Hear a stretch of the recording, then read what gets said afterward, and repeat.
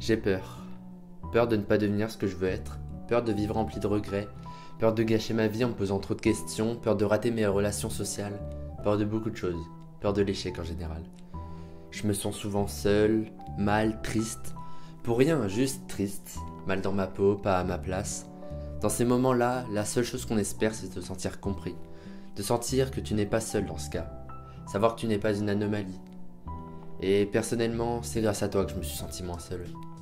C'est lors de l'été 2019 que j'ai commencé à t'écouter. J'avais déjà entendu des extraits de tes musiques les plus populaires, mais ça ne m'avait jamais vraiment attiré. Puis un jour, j'ai sauté le pas. En lançant Étoile Invisible, je n'imaginais pas à quel point j'allais être marqué, à quel point tu allais me faire évoluer. Tu es arrivé au pire moment de ma courte existence, et ça a été la meilleure chose qui me soit arrivée. J'ai l'impression d'avoir un coup d'avance grâce à toi. T'es comme un guide dans cette vie. Même si tu ne sors plus jamais d'album, je sais que tu vas m'accompagner toute ma vie. Je ressens pas encore la puissance de civilisation, mais en tant qu'ado, je commence à vivre perdu d'avance. Ton honnêteté et ton autodérision me permettent de m'identifier.